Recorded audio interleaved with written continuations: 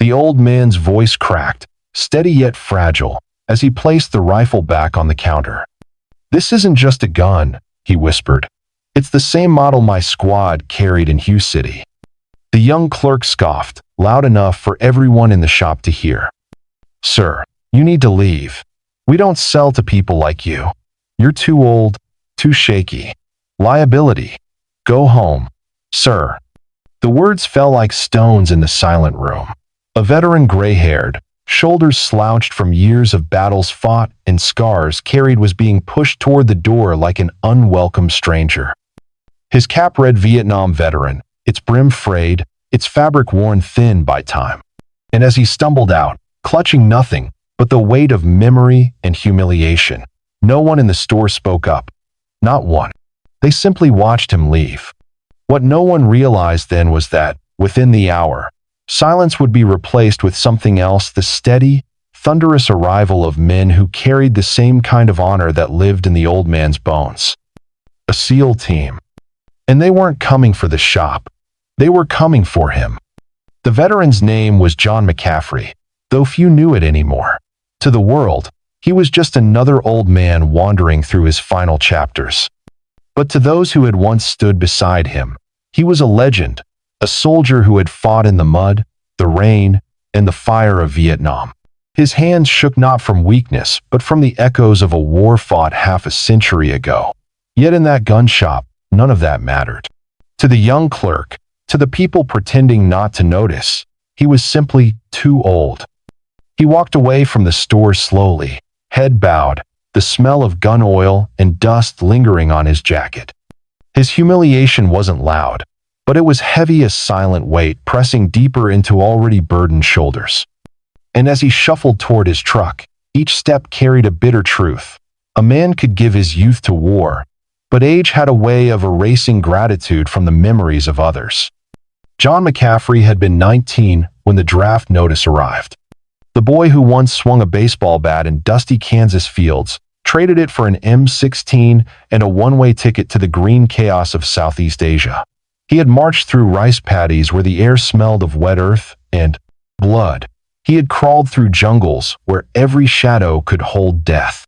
He remembered the sting of monsoon rains soaking through fatigues, the metallic tang of gunpowder hanging in the air, and the cries of men too young to die yet already fading into silence. There was one night he never forgot. His unit had been pinned down, surrounded, the darkness alive with muzzle flashes. John had dragged 3 men out of that hell, one screaming, one unconscious, one already gone. His hands, slick with blood, had gripped their uniforms like lifelines. The medals that later pinned his chest meant little compared to the names etched in black stone back in Washington. Names he whispered when sleep wouldn't come. Names that followed him through decades. After the war, he tried to return to normal. A job at the factory. A wife he loved deeply until cancer stole her away. A son who grew distant, unable to understand the silence his father carried. And now, in his 70s, John was alone, except for the fading memories and the cap that told strangers more about him than his words ever could. He wasn't in that gun shop to buy a weapon for himself. He had come searching for connection, for a tangible piece of history, a rifle like the one his brothers had carried, something to hold when the ghosts felt too heavy. But instead of respect, he had been shown the door. Back in the gun shop, whispers had already begun. Some customers shrugged at the scene, others quietly nodded at the clerk's decision. No one challenged it. Respect for the old had thinned, and reverence for veterans seemed like a relic of another age. But there was one man, standing near the back, who hadn't looked away. He had recognized the trembling hands, the faded cap, the quiet strength that radiated from John's silence. And when John walked out, the man's phone was already in his hand. Escalating tension and silent resistance. John sat in his truck, staring at the steering wheel, his throat tight. He did not cry, not because he couldn't, but because long ago he had learned to grieve in silence. His humiliation deepened as people passed by, glancing but not stopping, just as they hadn't in the store. Society had become good at ignoring the quiet suffering of those who once carried its burdens. But one thing no one saw was the faint reflection in the shop window, the man inside, typing furiously, sending a message that would ripple far beyond the parking lot. 40 minutes later, the ground outside the shop trembled with the rhythmic beat of boots. A convoy of dark SUVs pulled up, doors opening in unison. Out stepped men in tactical gear, Navy SEALs, their presence commanding silence before a word was spoken. They moved not toward the shop, but toward John. Every head turned. Customers, clerks, bystanders, all frozen as the team formed a line of respect before the old veteran sitting in his truck. Their rifles hung at their sides, but the true weapon was their presence, a wall of honor shielding a man who had been cast aside. The SEAL commander removed his helmet, stepping forward. His voice carried not aggression but reverence. "Sir, we came for you." John's eyes widened, his throat tightening. For the first time in decades, his silence cracked into words. "I thought everyone had forgotten." The commander shook his head. "Heroes are never forgotten, not while we still stand." In that moment, the parking lot transformed. Strangers lowered their heads. The clerk, who had mocked John, stood pale, realizing the depth of his mistake. One SEAL knelt before John, speaking words that would echo long beyond that day. "Respect isn't given to the young or the strong. It's owed to the ones who carried us here." Another added, softly, "Your silence speaks louder than their ignorance ever will."